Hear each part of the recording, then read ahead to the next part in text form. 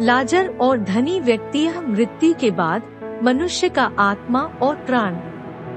हम लूका 16 में दिए गए एक अनुच्छेद को देखेंगे जिसमें हमें आत्मिक प्राणी मनुष्य के संबंध में अंतर्दृष्टि प्राप्त होती है।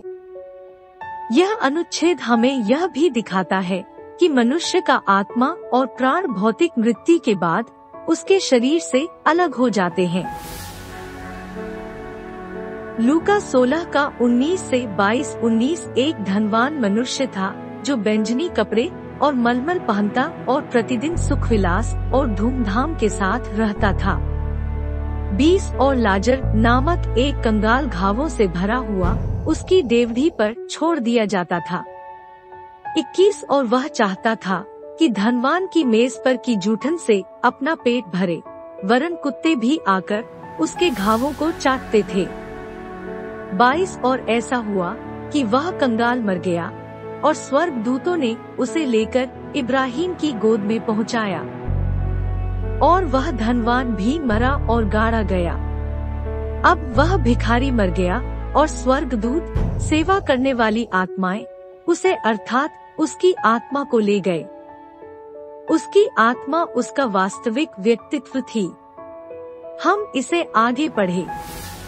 लूका 16 का 23 से 26-23 और अधोलोक में उसने पीड़ा में पड़े हुए अपनी आंखें उठाई और दूर से इब्राहिम की गोद में लाजर को देखा।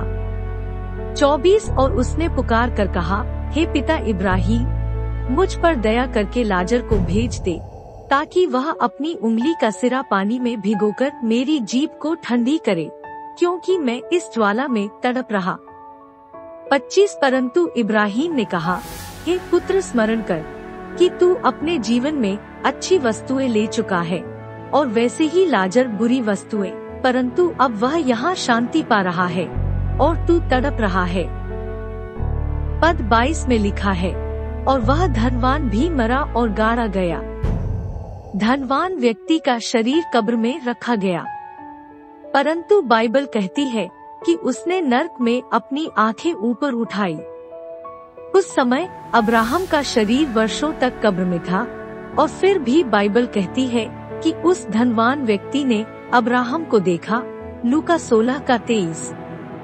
यह भी कि धनवान व्यक्ति ने कंगाल लाजर को पहचान लिया। इसलिए हम यह समझ सकते हैं कि आत्मिक संसार में मनुष्य वैसा ही दिखता है जैसा वह इस जीवन में दिखता था।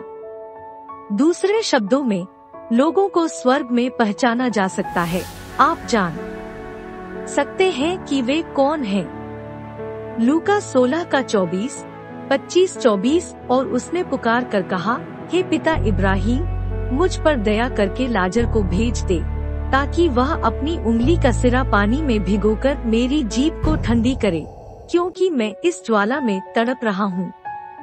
25 परंतु इब्राहिम ने कहा, हे पुत्र, स्मरण कर कि तू अपने जीवन में अच्छी वस्तुएं ले चुका है और वैसे ही लाजर बुरी वस्तुएं, परंतु अब वह यहाँ शांति पा रहा है और तू तड़प रहा है।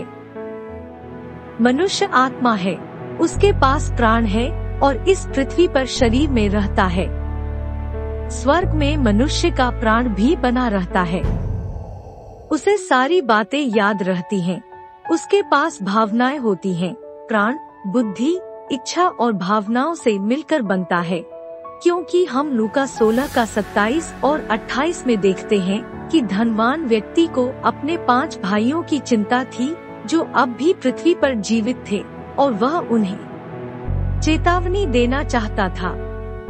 परमेश्वर का भवन हमारे शरीर 2 कुरी 5 का 1-1, क्योंकि हम जानते हैं कि हमारा पृथ्वी पर का डेरा सरीखा घर गिराया जाएगा, तो हमें परमेश्वर की ओर से स्वर्ग पर एक ऐसा भवन मिलेगा जो हाथों से बना हुआ घर नहीं, परंतु चिरस्थायी है।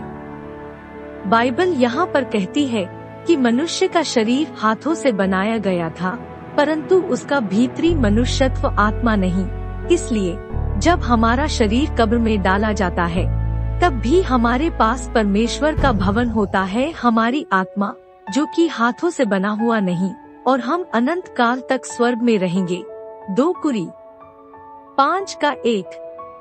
5 से 8 वचनों से पौलुस क्या कहता है, इस पर ध्यान दें। 2 कुरी 5:6 से 8:6 इसलिए हम सदा ढाढ़स बांधे रहते हैं और यह जानते हैं कि जब तक हम देह में रहते हैं तब तक प्रभु से अलग हैं। 7 क्योंकि हम रूप को देखकर नहीं पर विश्वास से चलते हैं। 8 इसलिए हम ढाढ़स बांधे रहते हैं और देह से अलग होकर प्रभु के साथ रहना और भी उत्तम समझते हैं। शरीर से कौन अनुपस्थित रहेगा? हम मसीही विश्वासियों के अंदर वास करने वाला आत्मा। एक दिन हम यहाँ पृथ्वी पर शरीर से अनुपस्थिति रहेंगे, परंतु हम प्रभु के साथ उपस्थित रहेंगे। बाइबल कहती है कि आपका भीतरी मनुष्यत्व वास्तविक आप है। ये सभी वचन इस बात को साबित करते हैं। हम जानते हैं कि परमेश्वर आत्मा है। हम जानते हैं कि यीशु मनुष्य बन गया, क्योंकि यीशु परमेश्वर था जो देह रूप में प्रकट हुआ और मनुष्य के शरीर में रहा। हम जानते हैं कि यीशु ने भौतिक शरीर धारण किया और जब उसने ऐसा किया तब भी वह परमेश्वर ही था, जैसा कि वह भौतिक शरीर पाने से पहले था। हम यह भी जानते हैं कि मनुष्य अपना मृत्यु के समय अपना भौतिक शरीर छोड़ देता है और जब वह ऐसा करता है तब भी वह मनुष्य होता है और शरीर के रहते हुए भी। यह बात भी धनवान मनुष्य और लाजरस की कहानी से साबित होती है, जो लूका के 16वें अध्याय में पाई जाती है।